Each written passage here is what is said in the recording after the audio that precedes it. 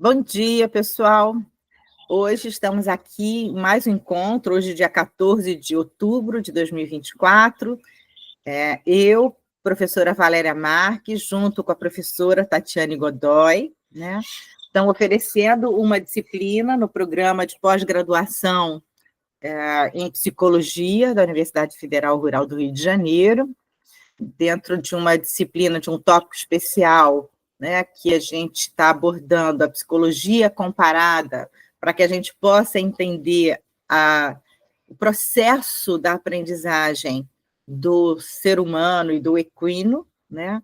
Isso não é à toa, a gente tem uma intencionalidade por trás, que é a sustentação, a aplicação e a socialização dos conhecimentos que a gente vem construindo no trabalho da nossa equipe, que é o Equilíbrio Rural, né, do Grupo de Pesquisa de Intervenções Transdisciplinares Assistidas por Equinos.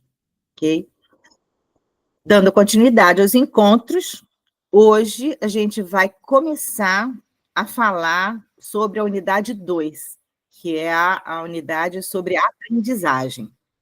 O objetivo dessa unidade, a gente vai focar, né, a gente vai falar, resgatar o conceito de aprendizagem, para que a gente possa se centrar na aprendizagem do equino e da aprendizagem do ser humano, justamente para a gente ver aonde que é a possibilidade de conectividade, né, de interseção.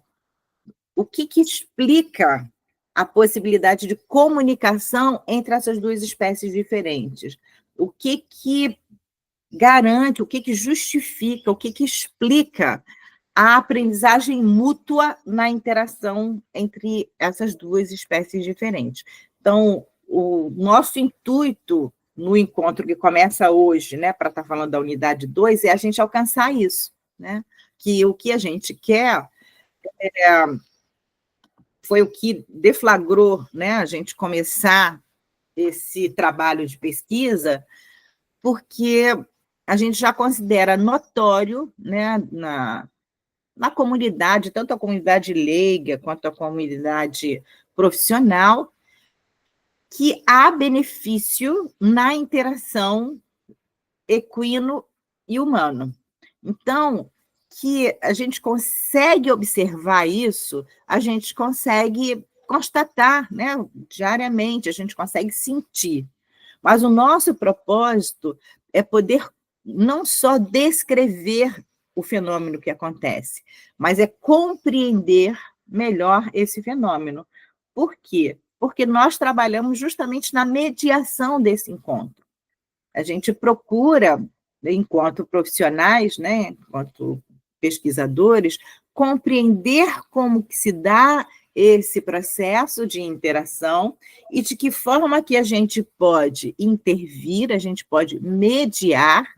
Eu brinco, dou uma ideia como um azeite, né? Então, a gente está ali, facilita esse contato, mas a gente não aparece, não é o nosso objetivo a gente aparecer, mas que a gente facilite e enriqueça esse contato. Mas para que a nossa ação seja intencional, né, que isso apareça nos nossos planejamentos, a gente precisa compreender, né? A gente precisa ter uma sustentação teórica. E aí foi isso que começou os nossos estudos desde 2017, e a gente só está no início. Como tem a velha máxima, a gente só sabe que não sabe. Mas aí aqui, o que a gente está querendo com vocês é compartilhar até onde a gente já caminhou, quais são as questões e que rupturas, que rompimentos com pensamentos tradicionais a gente propõe para que a gente possa observar de outras perspectivas e, nesse sentido, a gente propõe novas intervenções, okay? Novas interpretações.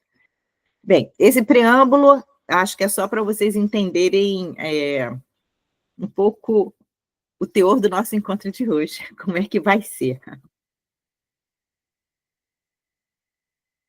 as questões básicas, iniciais, quando a gente fala de aprendizagem, é o que é aprendizagem?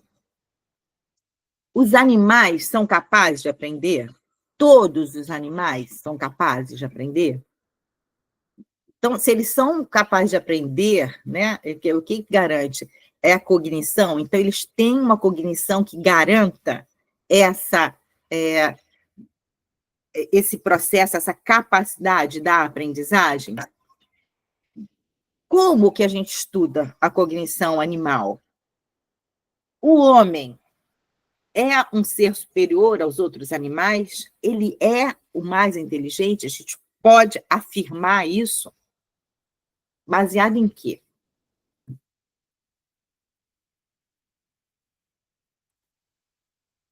E aí, para a gente, então, poder responder essas perguntas, só foram perguntas instigadoras, né? A gente vai estar conversando com elas ao longo dessa apresentação, mas tem três conceitos que a gente precisa discutir para que a gente possa ver qual é a direção que a gente vai assumir, né?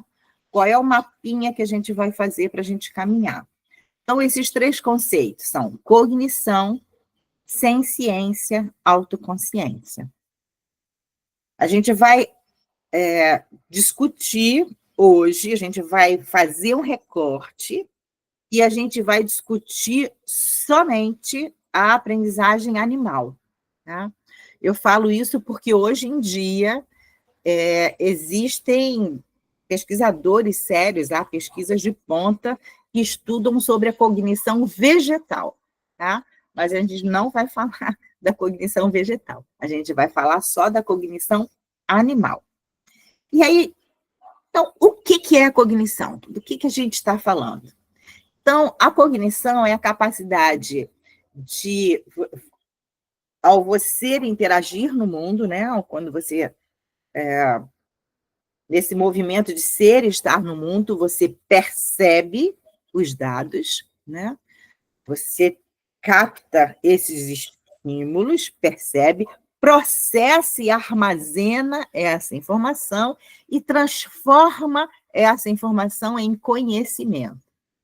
E isso, né, se dá através de uma vivência de aprendizado. Então, por isso que a gente está discutindo a questão de aprendizagem e cognição ou inteligência. Tá? Alguns autores também preferem diferenciar inteligência e cognição. A gente não vai chegar a esse melindre. Tá?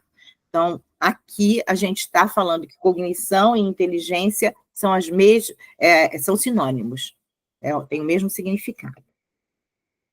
Esses outros dois pontos, né, os dois conceitos, que é a senciência e a autoconsciência, a gente não vai aprofundar na aula, porque a gente vai ficar na cognição, mas é importante que a gente tenha clareza qual é o nosso posicionamento, tá?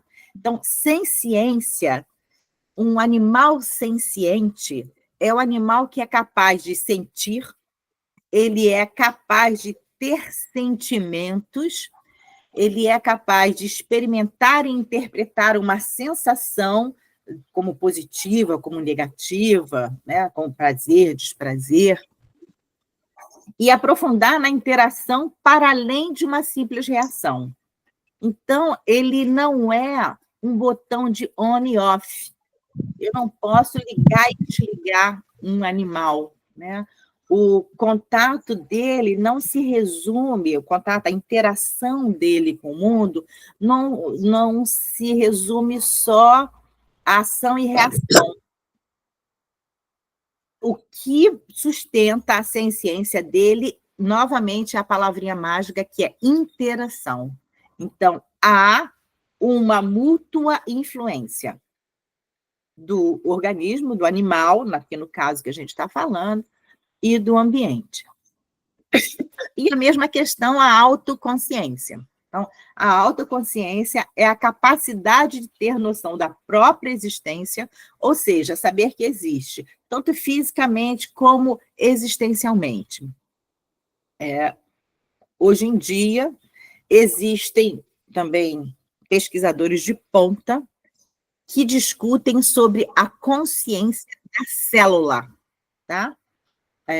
Obviamente, o termo consciência não é o termo amplamente, né, ou comumente dito de consciência ter uma relação direta com raciocínio lógico, tá? Consciência é a diferenciação entre o eu e o não eu. Então, esse é até algum problema, né, algumas questões patológicas, quando algumas células elas não distinguem o ela e o não ela, né, o eu e o não eu, que ela própria se destrói, né, ela ataca a si mesma porque ela não se reconhece. Tá? Então, o que eu falei desses 3 conceitos, que são conceitos fundamentais para entender a proposta que a gente vai fazer, hoje a gente só vai dar o preâmbulo, né? A gente vai fazer assim um encontro de expectativas para vocês, porque a gente vai apresentar efetivamente a nossa proposta no outro encontro, mas hoje é a base do que nos sustenta poder ousar romper com o pensamento hegemônico, ousar ir num sentido contrário do que já está estabelecido e já é comumente aceito na academia. Tá? Então, nós partimos da senciência e da autoconsciência animal. Então, os animais são seres sencientes, são seres passíveis de autoconsciência. Assim como nós presumimos, nós inferimos que todos os animais são animais cognitivos. Tá? Relembrando também o nosso combinado de hoje, como todos esses conceitos são conceitos fundamentais, vocês podem me interromper e fazerem perguntas, tá? Ao longo da apresentação.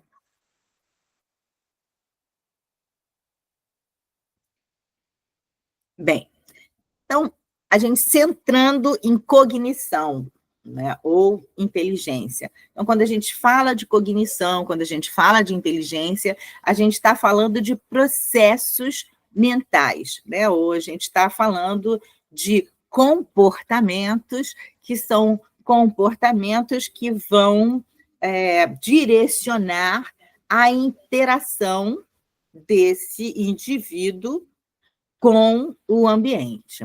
E aí ele vai acessar, ele vai contar com algumas habilidades, tais quais como memória, percepção, tomada de decisão, solução de problemas, raciocínio, pensamento e linguagem. A questão da cognição, então, a habilidade, né, essa manifestação intelectiva é o que nos possibilita um comportamento flexível e uma aprendizagem. Então, quanto mais complexo for a nossa habilidade, a nossa competência cognitiva, mais flexível é o nosso comportamento, ou seja, mais adaptativo nós nos tornamos na interação com o ambiente, a gente consegue lidar com as intempéries, com o inesperado, e a vida é um conjunto de situações inesperadas, e a gente aprende nessas experiências. Então, isso traz uma economia para a gente, porque a partir do que a gente experienciou, do que a gente viveu, a gente incorpora essa aprendizagem e a gente pode acionar esse conteúdo novo, né, aplicando em outras situações ou até modificando conforme a interação demandar. Tá? Então, está falando isso, que ter um comportamento flexível significa que você pode fazer coisas diferentes em situações similares. Aprender significa que você pode mudar as suas respostas, dada a experiência. A gente aplicando isso no ser humano, Desculpa, é mais fácil da gente compreender, né? Porque está mais próximo da nossa espécie, da nossa forma de ler e interpretar, né, a realidade.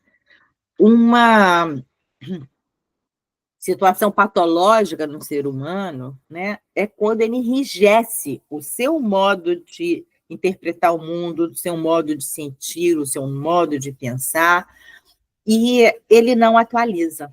Tá? Então, essa não atualização é o que aumenta a desorganização e provoca todo um desajuste interacional e que leva, né, a uma patologia e pode levar até a morte.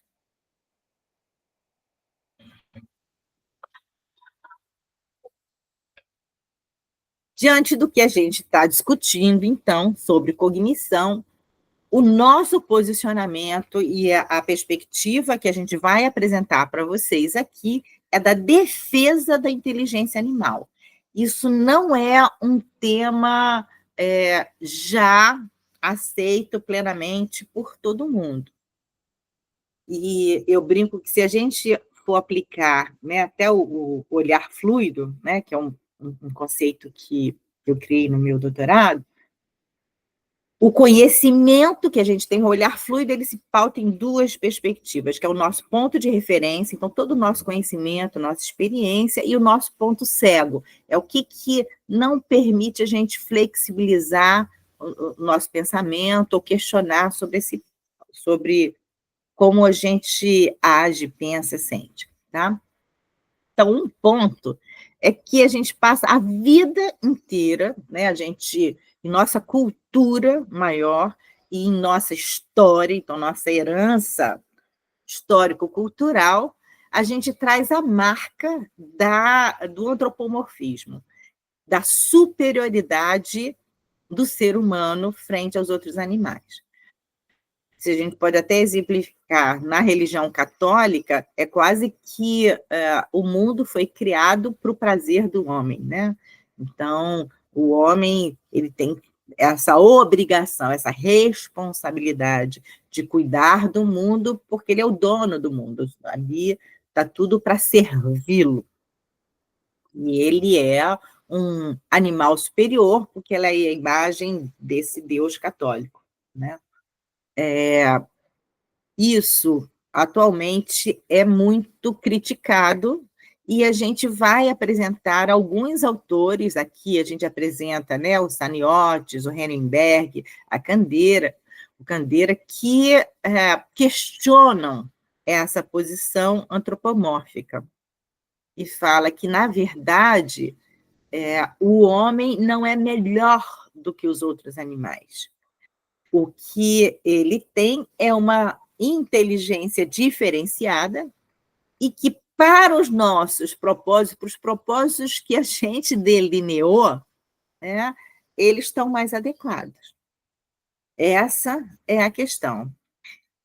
E aí, com isso, quando eu falei, né, então, esse é o nosso ponto de referência, comumente é o que a gente aprende na escola desde criança, é o que a gente aprende em casa, que a gente aprende no contato com os amigos. E aí, o nosso ponto cego é a gente não consegue pensar diferente porque isso está dentro da gente, né? Se eu não for esse animal superior, o que eu sou? Eu não sou nada? Né? Então, acreditar nisso, mesmo quando a gente acha que não acredita, ou quando a gente não faz parte, por exemplo, né, a gente não compactua dos preceitos católicos, isso de alguma forma está impregnado, está inserido dentro da gente e influencia a nossa forma de interpretar o mundo. A consequência disso, para nós pesquisadores, é até o tipo de pergunta que a gente faz. Eu vejo com muita lástima, né? Principalmente no meu campo direto, que é o campo da psicologia, onde não é só o predomínio da psicologia humana, psicologia aplicada aos seres humanos, mas é uma deturpação teórico-metodológica de que a psicologia se restringe ao estudo do comportamento e processos mentais humanos. Isso é um erro graxo, isso é um erro básico. Agora, eu fico mais triste ainda, né? A gente já teve a oportunidade de conversar isso em outras aulas, quando a gente fala da psicologia comparada, e alguns autores justificam a psicologia comparada para estudar o comportamento animal para o benefício do ser humano. Então, mais uma vez, está falando que só quem tem valor nessa história é o ser humano, né? Então, isso não cabe. Se a gente pensa de uma forma complexa, né, onde são múltiplas variáveis, se a gente pensa de uma forma sistêmica, nós compomos esse ecossistema. E nós estamos dentro deste conjunto, onde todos os elementos são importantes. E não se justifica o homem depredar a natureza, por exemplo, para garantir um desenvolvimento, ou do que ele chama de desenvolvimento, que muitas vezes é pautado num consumismo desenfreado, numa coisa que não se justifica nem se sustenta. Tá? Então, eu, pessoalmente, eu não sou purista, né, dizer assim, então não derruba nada, não faz nada. Não, não é isso. Mas a ganância, né, o desejo pelo poder, né, que o capital traz, ele enebria, né, e ele confunde o pensamento humano, colocando ele numa posição muito egoísta. Tá? Essa é a minha opinião. Bem, então, na defesa da inteligência animal, a gente tem, né, a gente escolheu 2 professores pesquisadores, né, um que é visitante da Universidade de Adelaide, o Sanitores, que defende que todos os animais são inteligentes, mas cada um na sua própria maneira. Não tem cabimento a gente comparar a inteligência de uma formiga com a inteligência de uma capivara, ou a inteligência de um peixe com a inteligência de um elefante. Tá? Cada ser tem a sua inteligência que foi desenvolvida para atender às suas demandas, às suas necessidades de adaptação, né, nessa interação indivíduo-ambiente. E o Henneberg, a mesma coisa. Ele faz uma crítica dura, e aí, quando ele está falando, né, ele está espetando, principalmente nós, pesquisadores, professores pesquisadores, que fala da importância da humildade do humano, porque, na verdade, os seres humanos não entendem a inteligência animal. Eles avaliam a inteligência do outro a partir de si. Então, até os testes que fazem são testes para comparar com a sua própria inteligência. Isso não tem cabimento. Eu falei, uma das coisas que me influenciou vir para dentro dessa área foi o meu trabalho com crianças bem pequenas, crianças que ainda não falavam, né? E aí a gente pode ter o destaque até de Piaget, quando ele vai trabalhar com os bebês, e o trabalho, né, o meu trabalho com as pessoas com deficiência intelectual, que eu sou muito grata ao quanto eu aprendi e aprendo com todas essas pessoas, né? Mas, durante muitos anos, não se reconhecia a inteligência do bebê como a inteligência da pessoa com a deficiência intelectual. Tá? Eles não eram valorizados, né? Eu tive a oportunidade de trabalhar com o pai, e para ele foi uma grande surpresa, foi um grande virar de chave ele descobrir que o filho dele, que tinha síndrome de Down, era capaz de pensar. Quando ele constatou isso e pôde romper com as suas barreiras nos seus pontos cegos e olhar o que estava ali, né, qualificar a interação, a qualidade vincular dele com o filho dele melhorou muito. Mas isso não cabe da gente julgar e falar, ele era um mau pai, ele era uma má pessoa. Não. Isso é o que todos nós aprendemos no cotidiano. E há um modelo do que se acha que é pensamento. A mesma coisa, então, a contribuição de Piaget, na época dele, se costumava estudar, né, as crianças a partir da fase linguística, quando as crianças eram hábeis de falar.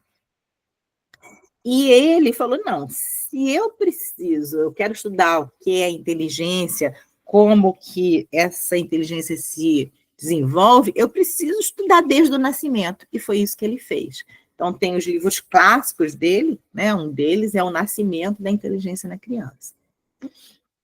E, por fim, a gente destaca também Candeira. E aí, Candeira é muito interessante, são textos assim deliciosos e são textos fortes em seus argumentos, mas uma delícia de se ler. E traz a diferenciação da abordagem minimalista da crença e a abordagem rejeicionista da crença.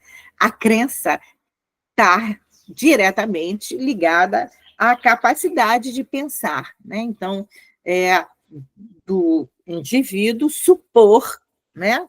E acreditar naquela realidade que ele supôs, tá? Aí vai estar conceituando crença como um estado representacional básico e não proposicional. Então, não é falar assim, eu acredito ser, eu faço ser, não. É colocar que essa interação, esses dados que eu estou captando, eu tenho a crença que isso está representando uma interpretação que eu estou fazendo dessa realidade. Tá? E o que vai defender, ao final, no seu trabalho? Que os animais são capazes dessa crença, né? E que essa ação, então, nessa ação e interação, eles são agentes intencionais, racionais, cada um com o seu suporte, né, com o seu desenvolvimento mental, obviamente. E que eles possuem uma racionalidade mínima, então também não é a racionalidade humana, é essa racionalidade no sentido dessa intenção. É uma racionalidade no sentido de não só capta e reage, mas capta, interpreta e interage. Tá? Então, essa é a proposição. Existem outros autores, a gente vai entregar depois a apostila para vocês, né, conforme a gente falou, que vai compor o capítulo do nosso livro depois, e a gente vai estar trazendo outros autores. Porque eu falei, como é um tema denso, eu achei melhor a gente ter tempo de discutir com calma. Bem, Christian Andrew é uma gracinha, é muito interessante, ela é muito provocativa, né? É uma filósofa, e ela traz elementos que mexem com as nossas concepções e faz olhar a gente para dentro dos nossos pontos cegos para ver o que está interferindo na nossa habilidade de elaboração e de percepção, né? Então, ela vai defender a cognição animal, ela tem um livro sobre mente animal, né? E ela vai falar que os animais claramente pensam e sentem. Afinal, nós somos animais e pensamos e sentimos.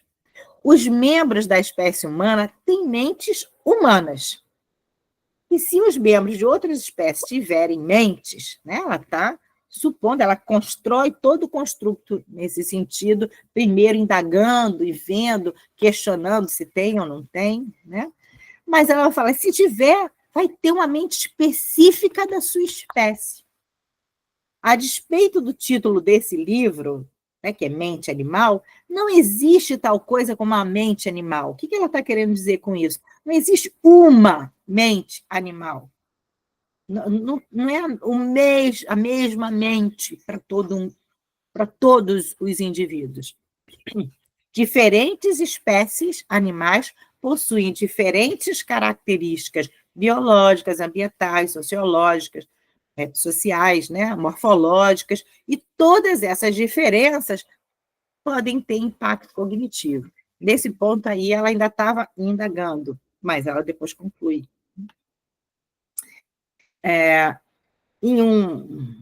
Na continuidade disso, ela argumenta a favor, então, da existência dessas mentes animais. E ela fala de diferentes possibilidades, quer seja por analogia, falar assim, se eu faço esse comportamento e eu sei que eu tenho mente, eu estou observando ali aquela pessoa, aquele outro ser fazendo esse comportamento, então tem mente também. Argumento de parcimônia evolutiva, no sentido de que a explicação daquele comportamento se torna mais simples e mais rico se eu acreditar, né? Se eu considerar que há uma mente que está direcionando aquela forma de agir. Ou a inferência a favor da melhor explicação. Que os poderes causais da mente, a gente vai ver o que é isso, quando começam a ver que algum comportamento são intencionais ou dotados de propósitos, e outros são não intencionais ou acidentais. Então, se a gente observa, quando a gente vai estudar o comportamento animal, diferenças nesses comportamentos, né? Que diferenças são essas? E a gente observa que esse comportamento se diferencia nessa troca, nessa interação, nessa mútua influência indivíduo e organismo. Organismo, indivíduo e ambiente, né? Outra questão é o argumento da percepção direta.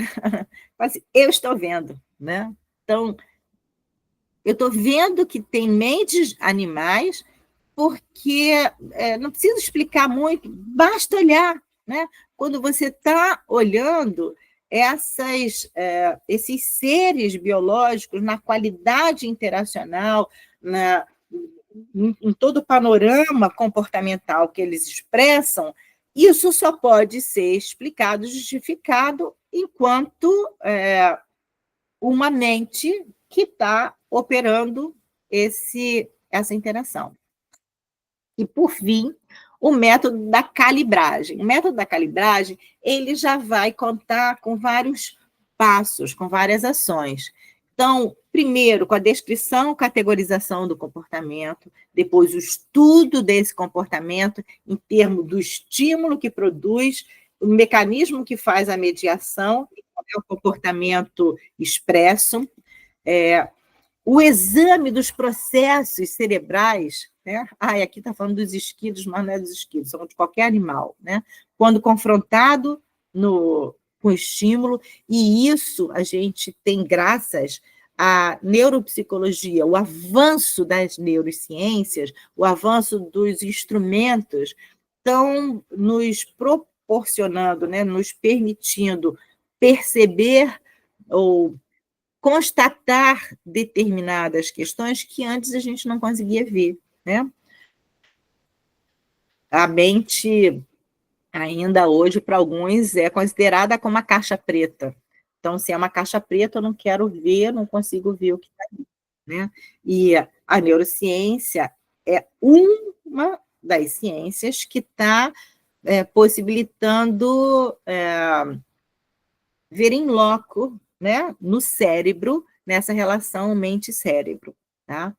Eu estou falando uma delas, porque, por exemplo, a nossa ciência aqui, né, ocidental, ela se pautou muito nessa visualidade, nessa questão do corte do corpo, mas a sociedade oriental, ela já construiu a sua ciência pautada em outros elementos. Então, se a gente pode ver, por exemplo, a medicina chinesa, tem a questão dos meridianos, é algo que eles estudam e conseguem comprovar todo esse fluxo sem precisar ter essa incisão interna, né? A observação é de outra ordem. E, por fim, a comparação, né, do planejamento dos animais. Então, também aqui é porque ele estava descrevendo sobre uma experiência com os esquilos, mas a proposição é para qualquer animal, tá? Então, falar que aquele animal fez um planejamento, né? E qual é essa comparação com o planejamento humano? E quais são as semelhanças, quais são as diferenças, ou o planejamento entre outros animais. Como que isso é deflagrado e é processado, tá? Resumindo, então, quando a gente trabalha com o método da calibragem, a gente trabalha muito com a questão da descrição e a explicação do comportamento. Embora no equilíbrio rural a gente não tenha um só argumento, né? Mas, na minha opinião, esse é o método onde a gente sustenta mais a nossa posição, né? Onde a gente organiza e planeja as nossas ações. Tá? Só um minutinho.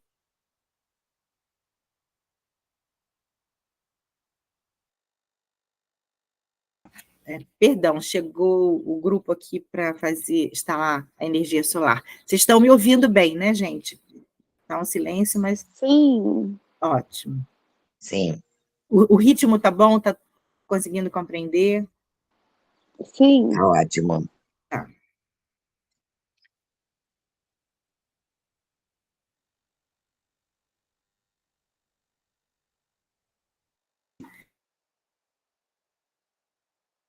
Agora você está muda. Vem uma provocação. Eu falei que não, a gente não vai discutir sobre a inteligência vegetal, né, a cognição vegetal, mas eu não podia deixar de dar uma espetadela, né? E aí eu trouxe uma fala do Mancuso, e ele traz assim: concordo que os humanos são especiais. Somos a primeira espécie capaz de discutir sobre o que é inteligência. Mas é a quantidade, não a qualidade da inteligência que nos diferencia. Existimos em contínuo com o acácio, o rabanete e a bactéria. A inteligência é uma propriedade da vida.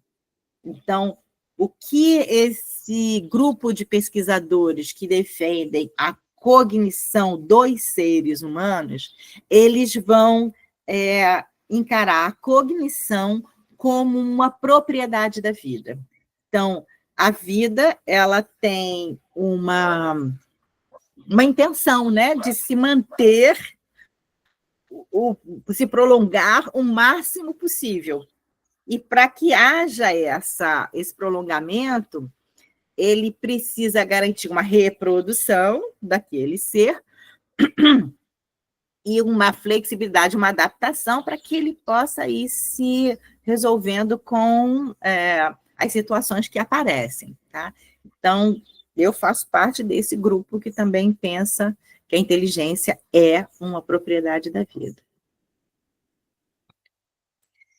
E aí, só para a gente lembrar nossas aulas de biologia, rapidinho, a gente lembrar qual é a classificação dos seres vivos. Então, que tem os 5 grandes grupos: o monera, o protista, o fungia, né, as plantas, os vegetais e os animais. Nós vamos estar discutindo só sobre os animais, mas a gente não pode esquecer que a gente vem de um ancestral comum. Então, é isso que esses pesquisadores vão defender e vão falar. eles vão trazer essa ideia que a gente não perdeu essa herança. Isso é o que nos compõe. Nós fomos nos diferenciando, mas a gente tem um elemento em comum, tá? Só um minutinho, gente, perdão.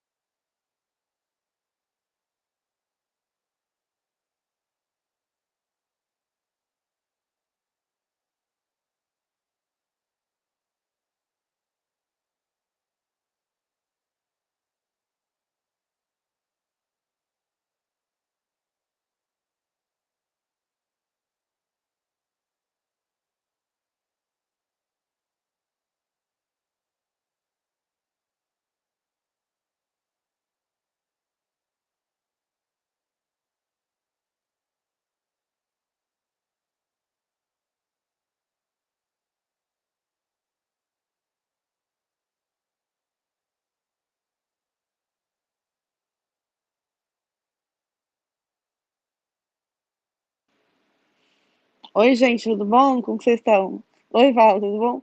Val, eu vou aproveitar esse espacinho para o pessoal escrever o nome no chat para a gente fazer a frequência depois. Às vezes escreve, não precisa ser o nome inteiro, não, só o primeiro nome e um sobrenome, se tiver muita gente igual. E desculpa a interrupção, mas aí, enfim, eu tinha que resolver logo, seria mais fácil. Tá?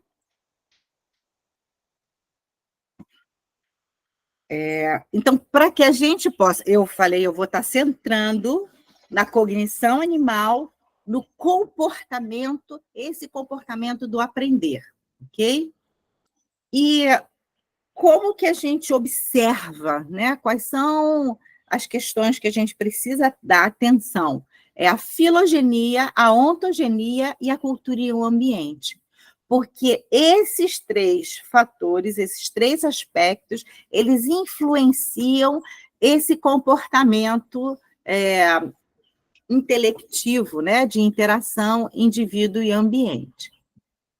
Vamos ver um pouquinho de cada um, ok? Também só lembrando, tá, gente? Vamos lá. A gente achou que, né, a gente aprendeu isso lá na biologia, que nunca mais a gente ia ver, mas a gente precisa e ajuda a gente a entender. Então, aqui, da mesma forma que a gente mostrou ali a classificação dos seres vivos, dos 5 grandes grupos, eu estou chamando a atenção aqui do equino e do ser humano, tá? Geneticamente, nós temos muitas semelhanças. Por exemplo, nós e o chimpanzé, o ser humano e o chimpanzé, a diferença genética, no DNA, é mínima. E como que essa diferença mínima foi, né, presente, ou é presente, para diferenciar dois seres. O que é importante a gente chamar a atenção nessa árvore filogenética? Principalmente que tem aqui a figurinha, né, do Darwin, a teoria da evolução, e a gente acaba imaginando a evolução sendo justificada como assim, o homem está no topo. Então, o homem é o animal mais desenvolvido e é o animal mais inteligente. Mas não é isso que significa evolução. A teoria de evolução quer dizer a diferenciação dos animais. Então, os animais vão se diferenciando e vão evoluindo na sua interação com o ambiente. Simples assim. E isso é um outro conceito que muitas vezes a gente aprende errado e que entra lá no nosso ser sem a nossa autorização, sem a nossa consciência e interfere na forma como a gente compreende o mundo e como a gente julga os outros seres vivos. Ok? Lembrar também, né, que a árvore, por que foi escolhida uma árvore? Porque no início dos estudos, a ideia simbólica, a ideia de representação seria uma escada, porque inicialmente se imaginava mesmo essa visão, ou se sustentava, se defendia, né? A gente tem grandes filósofos, grandes cientistas que defendiam essa superioridade humana, mas esse não é o caso. Então, o caso aqui, a gente defende essa diferenciação.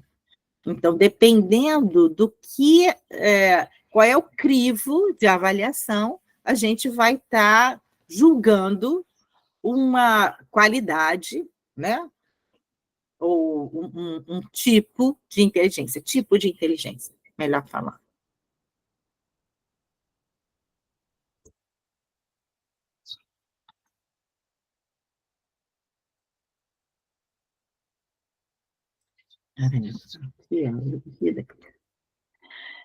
Bem, então a gente viu filogenia, né? Vamos só lembrar aqui também. Então, filogenia é o estudo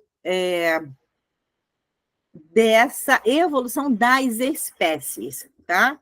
E aí é onde cada ramo daqui ele pode se dividir em 2 ou em mais espécies, tá? Ontogenia já é a questão do estudo de uma dada espécie, ou de um indivíduo, pode ser ontogenia de um indivíduo. Então, como que esse indivíduo vivenciou, né? Qual foi a trajetória dele dessa interação da vida, ou de uma espécie. Então, você pode ter uma ontogenia de uma espécie, tá? Mas quando a gente vai, então, considerar a ontogenia, a gente vai definir ou apontar que existem diferentes tipos de inteligência animal. Da mesma forma que a Andrew falou lá, que há mentes animais, as mentes animais, elas deflagram inteligências diferenciadas. Então, em animais não humanos, por exemplo, tem animais que têm uma inteligência mais social, a gente pode falar até do cavalo, tá? Tem animais como o polvo, que a inteligência é sinestésica, né? No polvo, o cérebro não está só no crânio, né? Não está ali centrado. Ele tem uma distribuição das células nervosas. Então, ele efetivamente, eu acho que é o animal que a gente pode falar até que pensa com o corpo. A gente vai chegar lá que todos nós estamos nessa situação, mas ele mais ainda, a marca dele é dessa percepção e interpretação do mundo através dessa questão tátil, dessa questão do movimento, dessa análise da textura. E os animais humanos, eles são pautados principalmente, não só, na linguagem e na tecnologia, porque a gente vai ver a defesa das inteligências múltiplas. E o que eu achei muito interessante na questão da inteligência múltipla é porque quando, dentro de psicologia, a gente discute de inteligência múltipla, a gente discute de Gardner. Eu vou até apresentar, mas eu antes vou apresentar pelo Marchesini, né, Marchettini. Ele defende as inteligências múltiplas, que é isso, são os diferentes tipos de inteligência animal, decorrente de diferentes mentes animais, e ele vai falar que é preciso considerar a inteligência como uma das muitas funções adaptativas dos animais. Cada espécie se destaca em uma ou mais qualidades, mas nunca é possível dizer qual espécie é a mais inteligente. Porque a gente pode falar, lembrando o que a gente já discutiu até aqui, a inteligência faz parte da vida, a inteligência ela está a favor da vida, dessa manutenção. Então, o que a gente vai ver é essa questão da adaptação, então da flexibilidade, da qualidade dessa interação, e que garanta essa reprodução, né? Então, que tenha essa permanência. O que esse animal faz para poder conseguir isso? Também aqui, o Marquesini, ele vai dar exemplos de inteligência animal. Então, tem a inteligência social, e a propriedade de se mover de forma livre e inovadora dentro de sistemas complexos, sabendo construir mediações e negociações, mas também estruturas cooperativas ou de confronto, lembrando as dinâmicas das relações vigentes no grupo. Tem a inteligência enigmística, né, de enigma, que é a aptidão para resolver problemas, abordando não por meio de expressões padronizadas, quer dizer, não vai pegar uma fórmula, uma expressão de segundo grau e aplicar, mas sim em virtude da proporção de ver o pensamento a partir de dentro e tentando identificar que recursos estruturais, né, quais são os recursos que tem para lidar e apresentar uma solução com aquele ali. A inteligência estético-orientativa, que é a propensão de identificar indícios ou sinais e transformá-los em mapas de orientação. A gente tem exemplo também o morcego, né? O golfinho, com a ecolocalização. A inteligência técnica e operacional, está faltando um L aqui, que é a capacidade de identificar novas estratégias ou instrumentos para alcançar os próprios objetivos por meio da utilização e da transformação de objetos. A gente tem o exemplo da aranha, né? Como que ela usa teia e como que ela faz, né, toda a organização ali. A inteligência sinestésica, que é a plasticidade na organização da própria psicomotricidade, adaptando-se às situações e explorando todas as possibilidades de movimento do corpo. A gente deu o exemplo do polvo, que é um animal muito inteligente. A inteligência referencial, que é a tendência a aprender com referentes externos, tanto co-específicos quanto interespecíficos, né? Quer dizer, da própria espécie ou espécies diferentes, usando os outros como modelo e implementando o desenvolvimento de tradições culturais, ou seja, aprendizagem por imitação. Então, é a questão de observar e aprender. Os animais não precisam ter só uma inteligência, tá, gente? Então, nas mentes podem ter mais de uma e pode sobressair, né, determinadas habilidades. Inteligência comunicativa, facilidade de usar símbolos abstratos para se referir a entidades particulares a serem transmitidas ao referente, mas também possuir capacidades metalinguísticas, ou seja, a utilização de signos que dirigem a outros signos. A gente tem, por exemplo, a dança das abelhas, que elas comunicam, ou a gente tem a comunicação das formigas, que elas mostram qual é a direção da fonte de alimento. Inteligência empática e autorreflexiva, a prontidão a compreender as condições alheias, a agir com base nessa interpretação e conhecer também as próprias disposições e características. Mas aqui, uma vez, a gente tem o exemplo da inteligência do cavalo.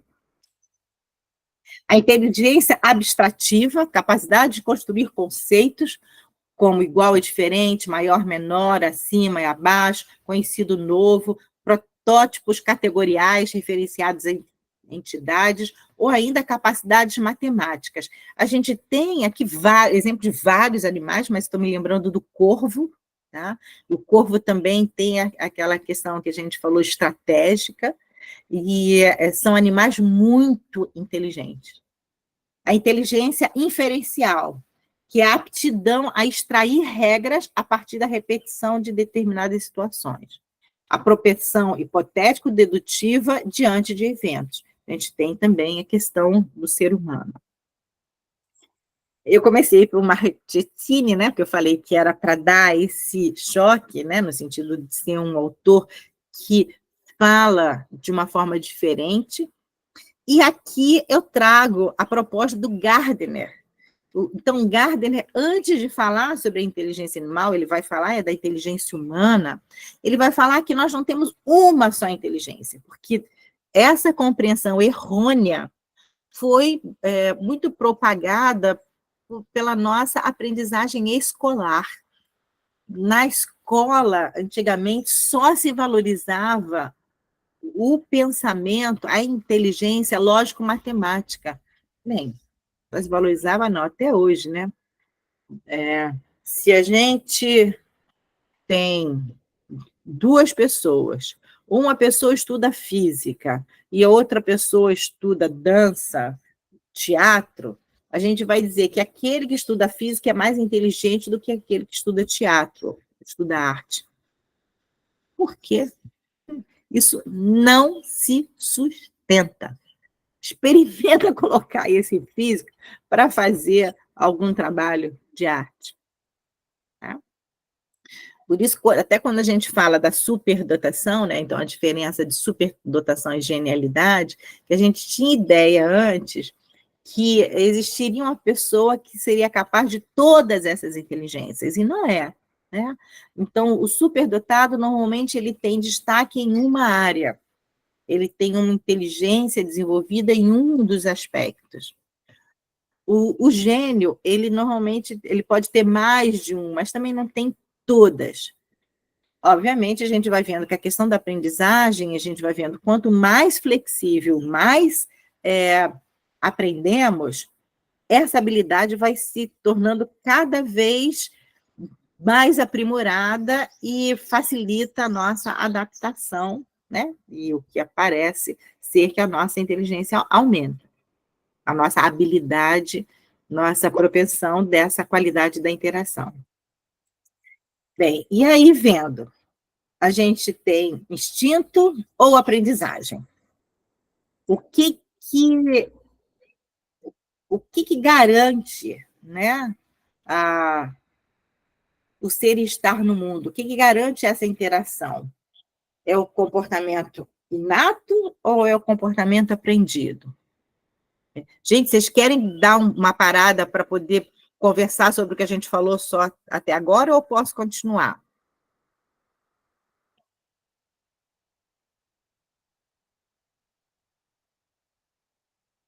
Será que eu caí? Não, você não caiu, não. Por mim, pode continuar. Eu estava aqui pensando, mas eu acho que dá para continuar. Então tá, então vamos continuar. Então, instinto ou aprendizagem? Eu vou ler esse pedaço, porque, bem, eu me apaixonei pelo Marchettini, né? Porque eu acho que ele falou muito bem e eu não conseguia parafrasear. E ele conseguiu, em 3 parágrafos, falar ideias assim, extremamente importantes, que quebra com essa dicotomia de inato ou aprendido. Tá? Assim, cada espécie apresenta um repertório comportamental inato bem definido. Nós, humanos, também temos, né? A gente nasce com algumas características, alguns gatilhos inatos, alguns reflexos. De modo que o estilo com que desempenha as diversas atividades, por exemplo, caçar, cortejar, torna reconhecível para além do aspecto morfológico. Mas não basta possuir certas exibições expressivas magistralmente adaptadas às necessidades dessa espécie. É preciso aplicá-las de modo coerente às circunstâncias específicas e adequá-las com inteligência às novidades encontradas.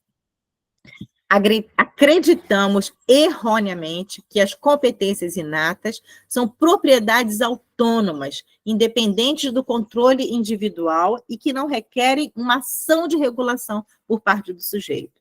Eu confesso para vocês que foi o que eu aprendi, né? Então, reflexo é algo que faz sem o seu controle, assim. mas o que eles vão dizer é a possibilidade da autorregulação, que é um conceito que vai ser importante para a gente na próxima aula, que é a autoeco-organização, tá? Mas vamos voltar para o texto. De fato, erramos quando contrapomos os dotes intelectivos, como o talento criativo e a capacidade de resolver situações incomuns, aquelas capacidades pré-determinadas que chamamos de instinto. Ou seja, tem um momento de deflagração e de adequação de cada uma. Não dá para poder falar é uma ou outra. Não é o ou que vai prevalecer. É uma e outra. A inteligência de uma espécie, tal como os dotes inatos de competência, é o fruto de uma progressiva adaptação ao seu próprio nicho ambiental e a um certo estilo de vida, a um certo habitat. Cada espécie, então, apresenta um modo particular de raciocinar e, portanto, de refletir sobre os lados ocultos dos fenômenos e sobre as possibilidades exploráveis que dependem do trabalho conjunto de algumas características, como a dimensão social, a conformação do corpo, a idade de desenvolvimento e o tipo de memória. Então, a gente está vendo a importância do pensamento complexo, como são várias, são diferentes variáveis. Não é só um aspecto que a gente precisa olhar. E daí a importância, lembrando aqui, né, vocês sabem, eu moro em Resende, a gente tem o Parque de Itatiaia aqui, e o Parque de Itatiaia, em determinadas épocas, eles fecham, porque é época de reprodução do sapo flamenguinho. O sapo flamenguinho é um sapo desse tamanho, né? Pequenininho assim. Mas não importa o tamanho dele. Ele tem a sua importância de vida. E nós temos a responsabilidade de garantir que a gente não vai atrapalhar a questão dele. Então, nessa reprodução, ele tem um comportamento de cortejo, ele tem algum comportamento. Se a gente vai lá e ultrapassa nesses momentos, até no sentido de sobrevivência, ele vai se esconder, né, para se proteger da presa do animal predador, animal perigoso, e não vai acionar ou não vai ter a possibilidade na manifestação plena de outros comportamentos. Então, isso não é mimimi, né? Algumas pessoas falam, quando a gente discute sobre o impacto das mudanças climáticas, ou o impacto do desmatamento, ou o impacto da expansão desorientada das cidades. Não é, a gente precisa ter responsabilidade. Bem, esse slide é só para lembrar o que a gente já discutiu, né, em encontros anteriores, sobre a questão da etologia e da psicologia. Então, a etologia, essa era a origem, né? Básico, a etologia dizia que o instinto era tudo, é uma característica europeia, o pensamento europeu, as pesquisas eram naturalistas em campo, qualquer espécie, né? A gente podia ver várias espécies, prevalecia o pensamento da biologia. E a psicologia comparada, principalmente sob influência do behaviorismo, onde dizia que não, o animal sofria pressão, então era o ambiente que moldava esse animal, então a aprendizagem é tudo nesse sentido, prevalecem os americanos, as pesquisas eram no laboratório, poucas espécies, porque tinha que ter o controle de todas as variáveis, e prevalecia o conhecimento da psicologia. Isso avançou, ao invés de ser um e outro, principalmente com os etólogos, com os psicólogos, com todos os trabalhos, né, que foram feitos. A gente viu hoje em dia como a gente tem a psicologia evolucionista, como a gente tem a ecologia comportamental, enfim, né, outras possibilidades de diálogos entre elas, de avanço, né, teórico-conceitual, e fala que instinto e aprendizagem se complementam, né? Isso já não causa mais desconforto, né? E como que a gente vai desenvolver a pesquisa? Vai depender do objetivo que a gente tem, de qual a nossa justificativa, qual vai ser a lente teórica que a gente vai utilizar para interpretar aquele animal. São diferentes modelos, diferentes animais, e ligou não só biologia e psicologia, tá? Ligou, mas tem antropologia, sociologia, várias outras ciências, né, outras áreas do conhecimento que contribuem para esse assim. Aqui, né, para a gente poder entender o que a gente chama de comportamento instintivo, comportamento aprendido, a natureza instintiva ela é determinada geneticamente e afetada pelos fatores hereditários. Hoje em dia, a gente tem muitos estudos da epigenética, né? Então, onde a gente vê até uma certa modificação, mas a gente tem essa influência, né, dessa herança genética. Os comportamentos instintivos não dependem da experiência prévia ou da aprendizagem. E aí a gente tem alguns exemplos. Então, os padrões fixos de ação, os comportamentos fixados com padrão, o comportamento fixado filogeneticamente, né, na sua herança. A gente tem os reflexos. Esses são os exemplos de instinto. Em contrapartida, a gente tem os comportamentos aprendidos. A natureza aprendida, ela é decorrente desse ser e estar no mundo, né, dessa interação entre indivíduo e ambiente. E essa experiência vai influenciar e modificar o indivíduo, assim como ele influencia e modifica o ambiente. Então, a aprendizagem é essa modificação do comportamento baseado na experiência. O indivíduo se ajusta ao ambiente, resultando em mudanças funcionais. Não genéticas, mas epigenéticas já começa a questionar isso.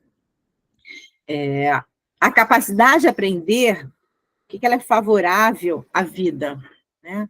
Porque ela tem essa economia psíquica de aperfeiçoar o comportamento existente, de adquirir novos hábitos, então, novamente, uma economia. Pensar, gente, gasta muita energia. A gente, quando vai estudar para a prova, por exemplo, quando a gente se dedica, né? Agora, lembrando dos meus orientandos, e lembrando, a gente tem alunos aqui, os graduandos, mestrandos, doutorando, estudar, você ter foco e pensar, gasta muito. Então, realmente tem uma energia. Falar, mas você só está parada aí, como é que está tão cansado? Porque cansa, porque a gente gasta, tá? Repetir os comportamentos que tragam vantagem, então a gente já seleciona qual que deu certo, qual que não deu certo, e evitar o desprazer ou o desconforto, né, ou situações perigosas. Aqui a gente vai estar falando das questões causais do comportamento animal. Tá? Então, a gente já falou de instinto-aprendizagem, a gente já viu que são os dois, juntos, os dois são importantes. Tá? E aí a gente vai falar que tem as causas imediatas ou próximas e as causas últimas ou distantes. As causas imediatas e próximas, elas estão ligadas mais ao indivíduo, né? Então, qual é o comportamento filogenético, né? Ou ontogenético daquele comportamento? Qual é o efeito da hereditariedade daquele comportamento naquele indivíduo?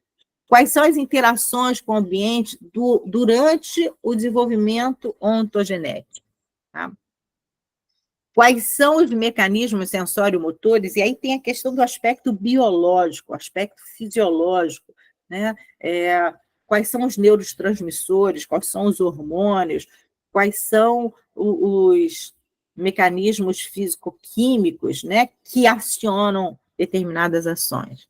E aí está relacionado com a detecção dos estímulos ambientais, ação do sistema nervoso. Então, por exemplo, a minha cachorra, né, a Vênus, ela tem uma capacidade auditiva diferente da minha, né? Ela consegue ouvir sons que eu não consigo ouvir. Para a gente estudar essas causas imediatas, ou essas causas próximas ali, né, daquele indivíduo, a gente vai analisar esse comportamento que a gente está observando, ele é hereditário, né?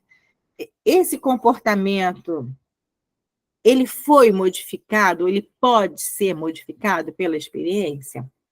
Quais são as bases fisiológicas, endócrino-nervosas, desse comportamento?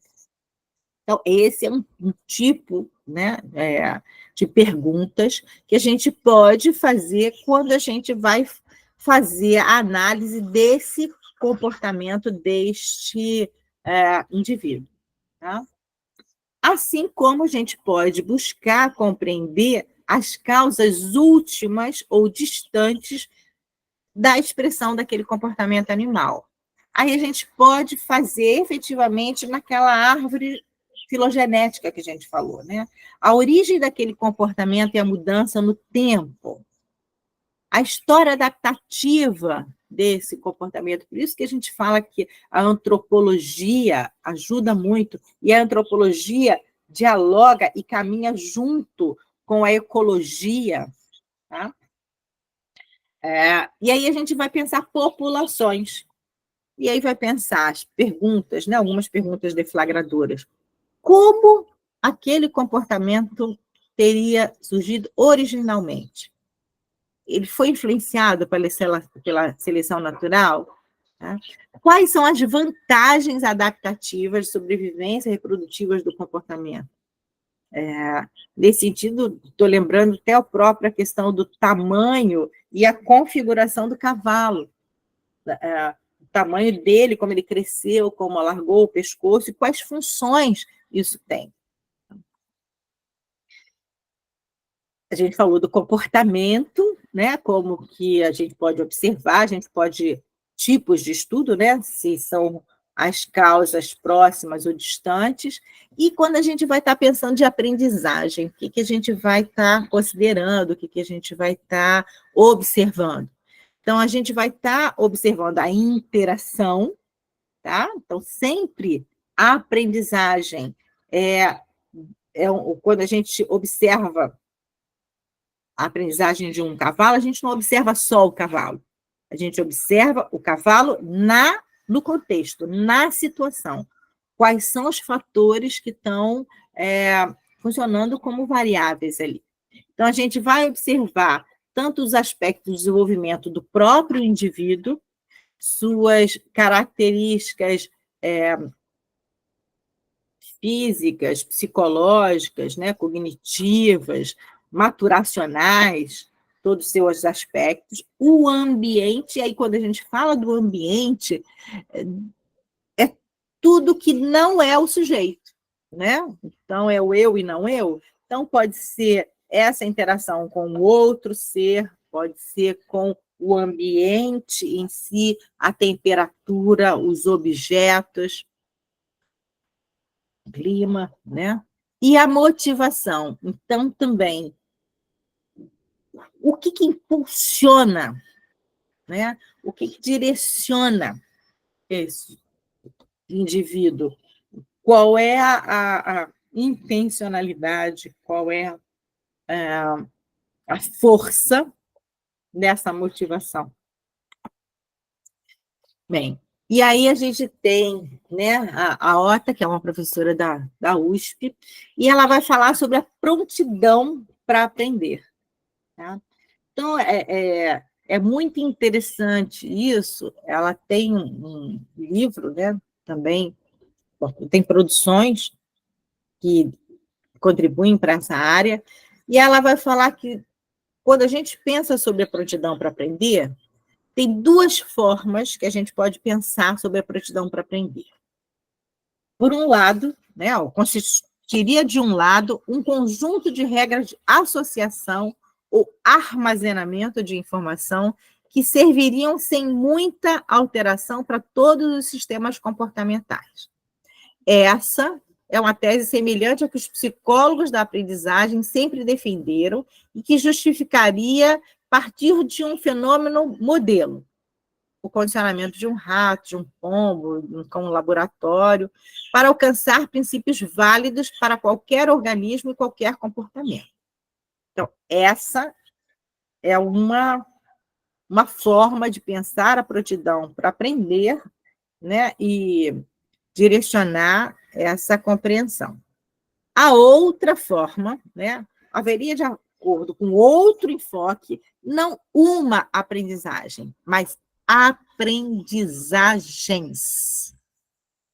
Modos especializados de acordo com a sua eficiência em determinado setor da vida de um animal. Então, dependendo de qual é o comportamento acionado, forageamento, fuga, acasalamento, alimentação, enfim, o que tiver sido, qual foi o gatilho que esteja ali, e aí vai ter determinados comportamentos ou prontidão para aprender, né?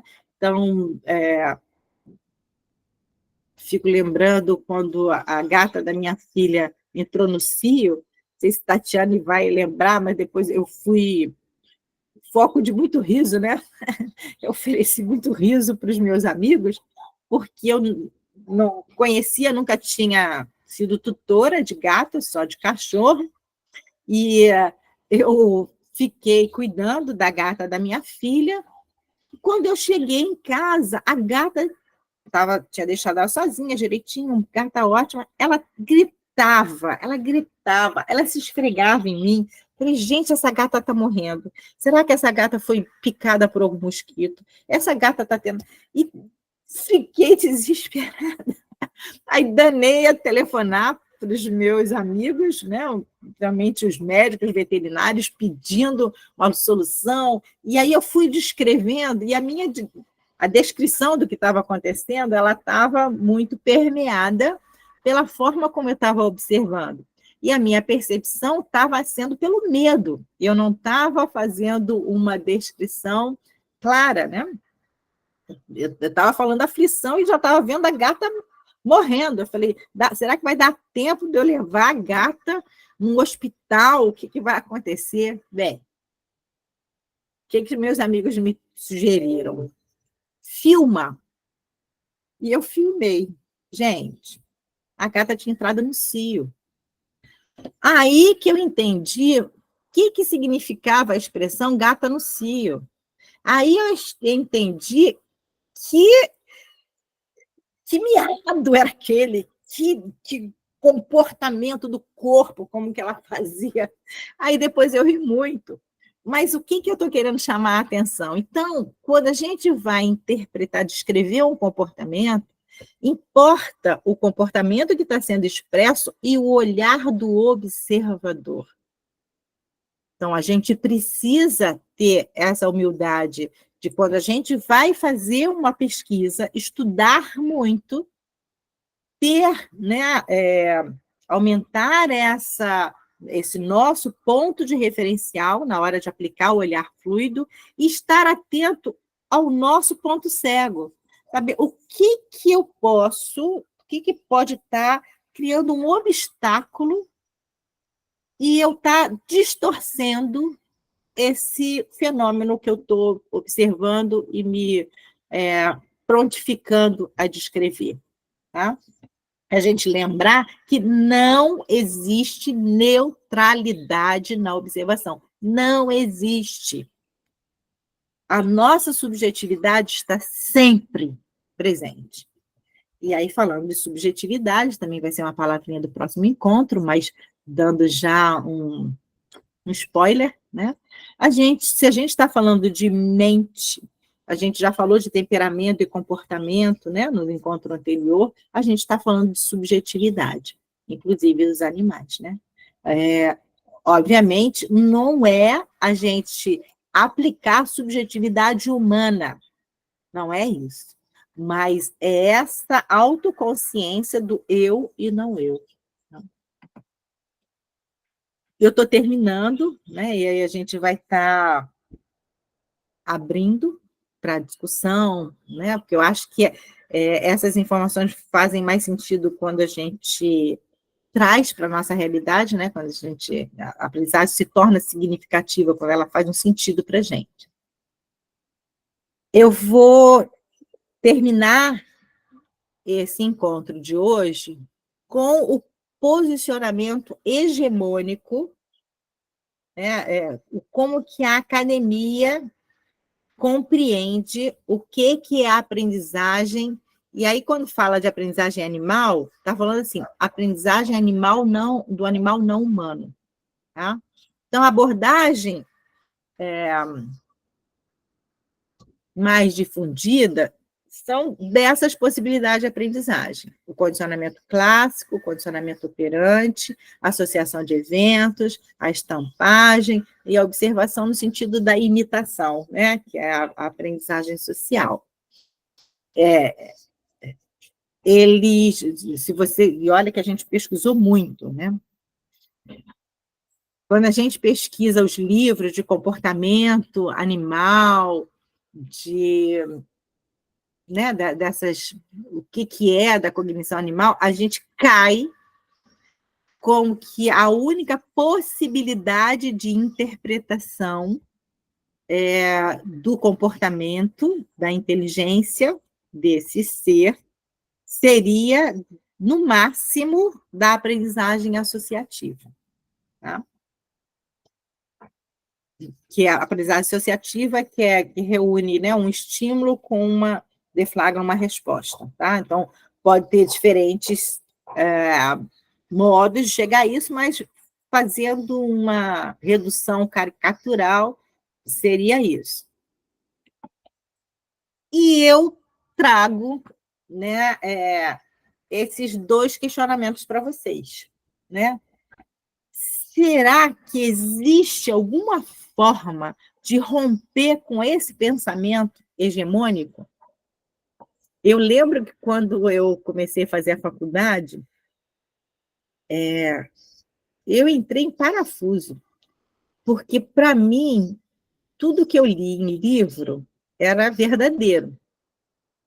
E em psicologia, desde o primeiro período, a gente lê posições contrárias de um mesmo argumento. Né? Então, eu li uma teoria e falei, concordo, plenamente, está ótimo. Na próxima aula, o meu professor dava outro autor, outro livro, eu li, como que eu acreditava daquele jeito? Agora é esse. Né? Porque tinha essa história de não reflexão, né? Então, era ler e uma leitura muito superficial. O pensamento hegemônico é o pensamento que lidera a academia e que não desperta mais dúvidas ou questionamento. Ninguém pergunta mais, todo mundo já aceita, tá?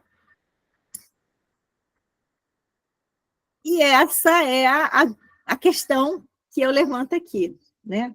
Será que essa é a única forma de explicação ou o único modelo explicativo de aprendizagem de animal não humano? E se não for, quais são outras leituras possíveis? Existe? Quem são os louquinhos que ousam confrontar e criticar o pensamento hegemônico? Bem, termino aqui, né? Então, aqui tem algumas referências de textos que a gente apresentou hoje no nosso encontro. Vale a pena ler. Hein? Vocês viram que eu me apaixonei muito pelo Marchettini, né? Mas todos. E também trouxe para mexer com vocês a sugestão de 2 livros. Um livro fala sobre o que acontece quando o animal sonha.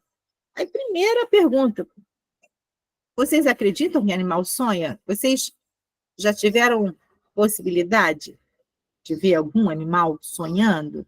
Mas se o sonho é da consciência privada, como é que você pode saber que ele está sonhando? Né? Essa é uma crítica que a gente recebe. Tá? Lembra a coisa da caixa preta?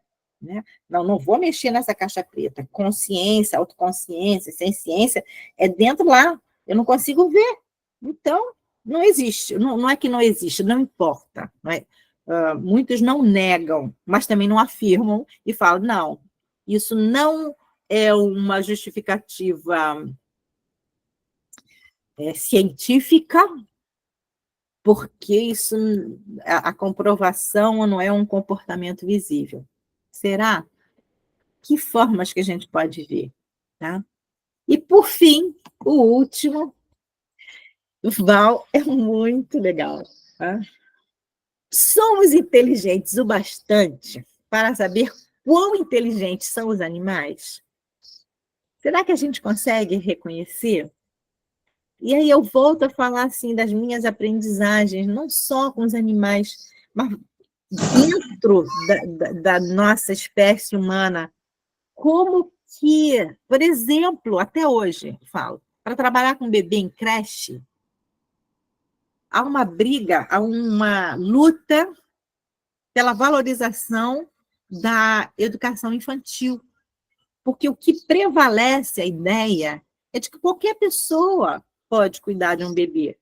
Porque o bebê faz o quê? O bebê come, caga, né, e dorme. Então, se tiver uma pessoa que saiba fazer isso, né, então, dar comida, manter ele limpinho, botar ele dormir, já é suficiente. Será? Gente, com toda a evolução que Piaget mostrou, da importância dos estímulos que a gente pode fazer, então, o bebê pode estar deitadinho ali, mas ele não está parado. Todo o pensamento, né, toda a ação mental, a ação motora influencia a ação mental, mas não se restringe a ela. Ele está interagindo. E aí, como que a gente faz? Como que a gente lida com isso? Bem, terminado aqui, vamos abrir para as nossas perguntas, para os nossos comentários. Estou curiosa para saber o que vocês acharam da aula de hoje, né, do encontro de hoje. Vocês concordam, discordam? Ok, Júlia. Eu achei muito bom, Val, parabéns. Só avisando, quem não escreveu o nome no chat, coloca lá, que eu estou tirando o print para a gente colocar a presença. E essa questão do sonho, eu achei bem legal, né? Porque a gente não sabe o que ele está sonhando, mas o cachorro está movimentando, está latindo, às vezes está correndo, e você vê assim, o olho está fechado, mas você vê que ele está se movimentando. E às vezes fazem até ruídos, né?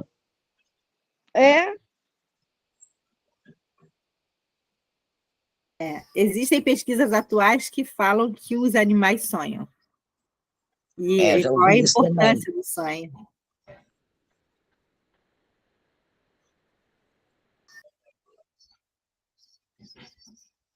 E é isso, gente. O que vocês acham? Como a gente falou, assim, que a gente está defendendo aqui é um posicionamento, é uma possibilidade de interpretação, tá? Fazer ciência é isso também, né? Fazer ciência é você ter força para defender os seus argumentos. E o nosso objetivo foi muito de provocar que vocês pensem.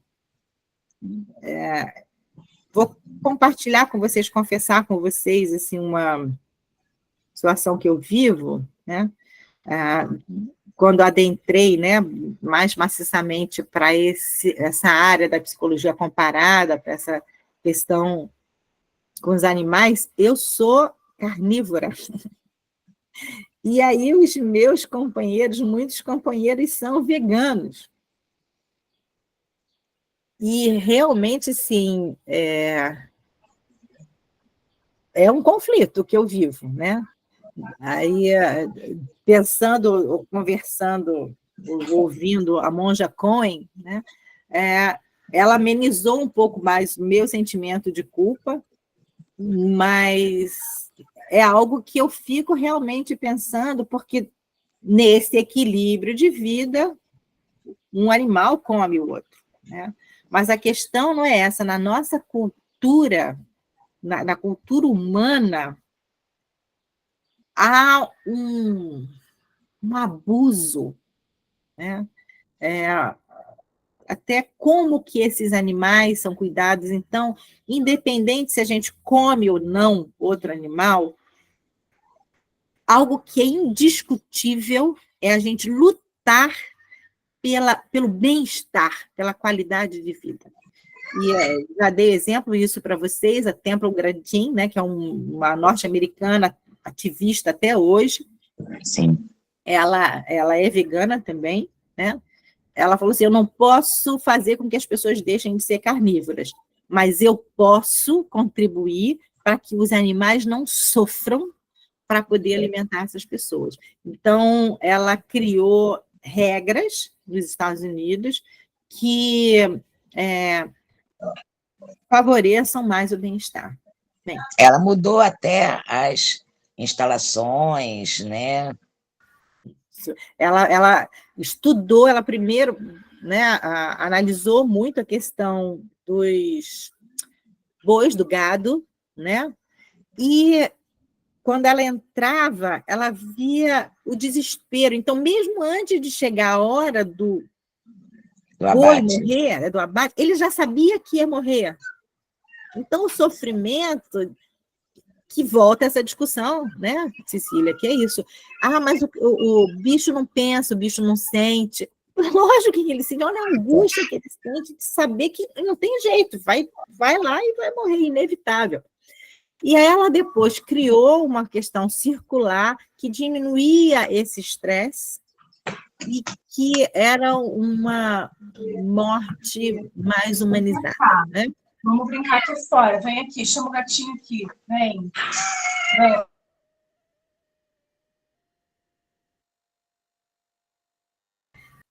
Vocês já haviam visto sobre as inteligências múltiplas dos animais? Vocês já tinham lido alguma coisa sobre as mentes animais? Não, confesso a você que não.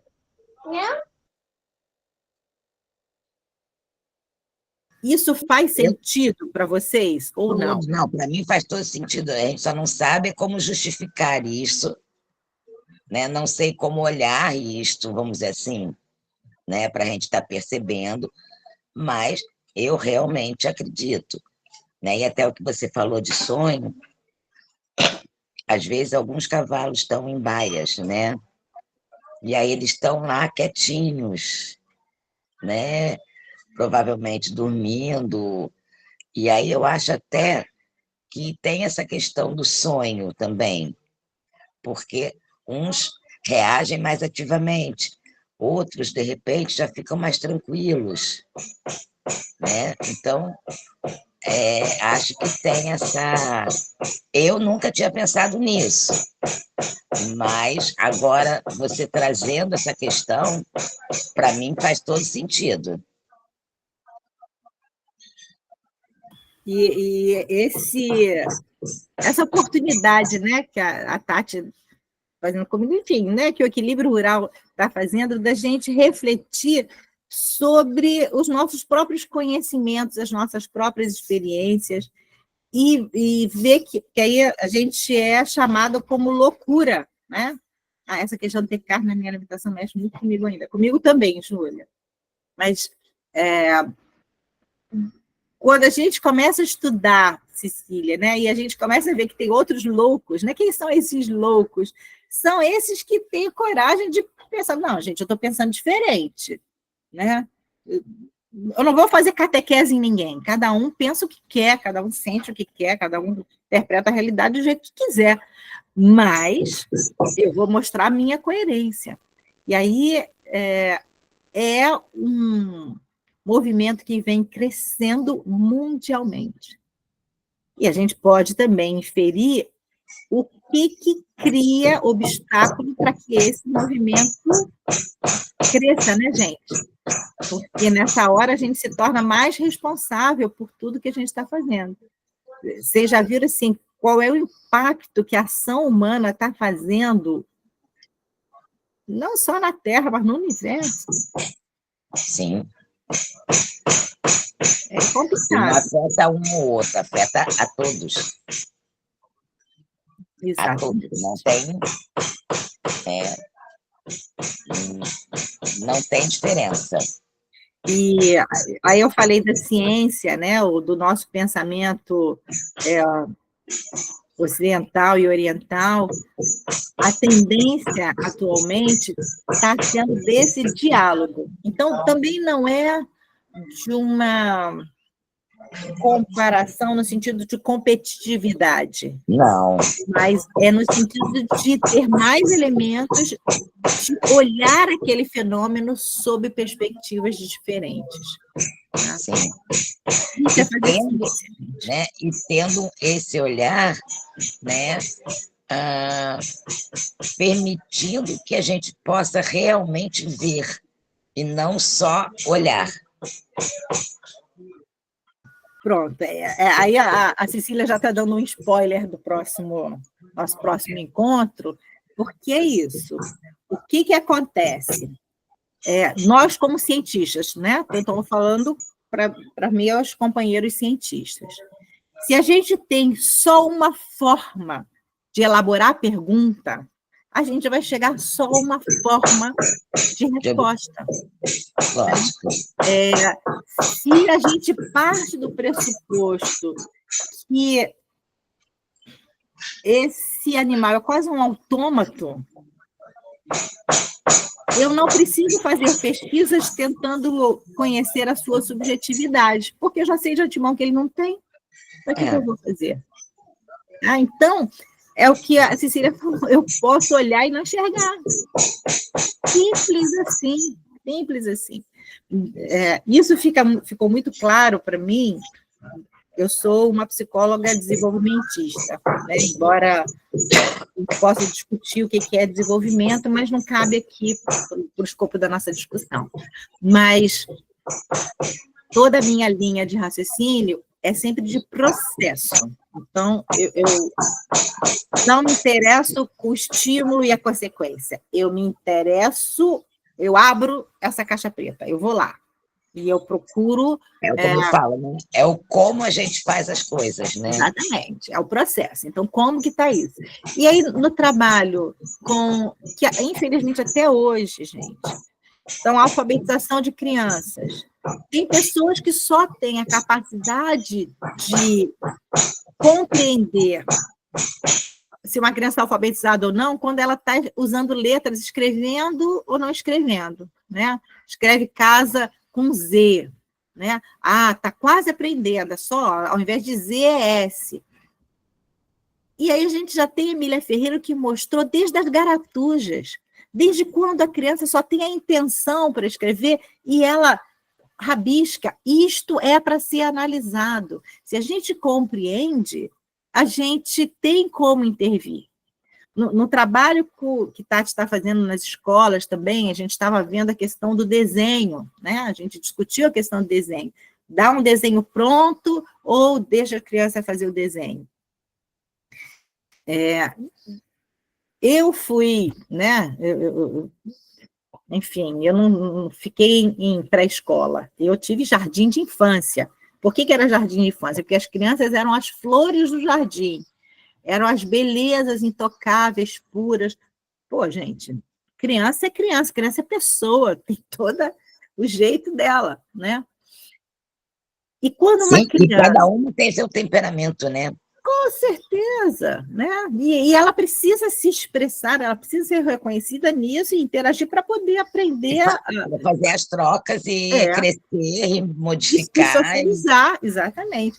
E aí a questão do desenho é a mesma coisa. Então, se ela faz só um rabisco, né? Ou a gente chama, se ela faz uma garatuja gorada, que é aquelas bolinhas só, tá? Mas se ela começa a nomear já aquilo, se ela consegue fazer um desenho com uma cena, se ela consegue fazer perspectiva, tudo isso serve indícios para a gente. Mas a gente precisa ter olhos para enxergar. Senão a gente só vai falar, que bonitinho. Ai, mas que desenho feio. Mas tá uma gracinha. E a criança percebe, né? Quando a gente está falando que está uma gracinha, mas que coisa horrorosa. Não, e até a gente mesmo não consegue dizer, né, que gracinha achando a coisa horrorosa. A nossa incoerência vai ficar na nossa expressão, não tem jeito. É isso, gente. Então, o que a gente está buscando são interlocutores, né? Pessoas que nos ajudem a pensar, porque fazer ciência é um ato coletivo, mesmo que, eu estou estudando sozinha, eu não conversei com ninguém, só li livro, li artigo, não interessa, você conversou com as pessoas que você leu, você pensou, você refletiu, você viveu, e quanto mais a gente socializa as nossas ideias, as nossas perguntas, as nossas sugestões de respostas, mais a gente contribui para que a ciência avance. Sim. Ok? E que aí a gente traga, né, possibilidades de maior conhecimento nessa compreensão, melhorando a nossa interação. É isso aí. A gente não sabe quantas vidas a gente tem, se a gente tem uma vida só, né? Para quem acredita em vida após a morte, se a gente morre e depois volta, não importa. Mas o que importa é que a gente está aqui agora e a gente tem uma responsabilidade de viver bem, né? E contribuir para que essa vida seja o melhor possível, e como a Cecília falou, a gente tem um compromisso com o todo, e esse todo não é só com outro humano, Não. com todo esse sistema. Isso. Ok? Ok. Muito bom. Ô, Val, aqui no chat, né, tem aqui a Júlia falando que foi vegana durante 3 anos, essa questão de ter carne na alimentação mexe ainda com ela. A Flávia falou que admite que, como tutora de gatos, ela já teve várias impressões sobre inteligência, já tive várias dessas impressões sobre inteligência animal, mas do âmbito de tudo que eu aprendi academicamente me causou uma confusão, uma surpresa. Ouvir a senhora falar em subjetividade do animal não humano. Porque, Flávia, tudo depende de como a gente conceitua a subjetividade, entendeu? Tem horas, igual cognição. Se a gente chamar a cognição só a cognição lógico-dedutiva, né? Se a gente só pensar o pensamento abstrato, a capacidade da abstração reflexionante, aí vai ser uma característica humana. Mas se a gente entende cognição, por isso que eu falo, como essa outra ação, a gente rompe com o conceito, a gente propõe uma nova forma de conceituar, de compreender esse construto. Tá? A mesma questão da subjetividade. Se a gente compreende a subjetividade, ou a questão até da consciência, a subjetividade está muito ligada à consciência, com a questão do eu e não eu, a gente pode pensar isso de uma forma mais alargada. Agora, se a gente colocar subjetividade como a capacidade do sujeito de se identificar na espécie humana, aí é um conceito só para o humano. Fica Percebe? limitado. Por isso que todo trabalho, qualquer um em qualquer área, quando a gente vai fazer, a primeira coisa a gente tem que conceituar, né? Então, quais são os construtos que a gente está usando? Não pode falar só a palavra. Um erro muito comum, por exemplo, quando a gente fala de adaptação para Piaget. Adaptação no sentido leigo, é uma coisa de estar adaptado, estar parado, né? E a adaptação para Piaget é a ação. Então, a gente precisa sempre dizer, né, assim, eu compreendo isto desta forma. Tá? É ótimo. Alguma outra pergunta, algum comentário? Podemos terminar já a aula hoje, aqui. Já, até porque eu estou com uma obra aqui do lado da minha casa, entendeu? Então, né?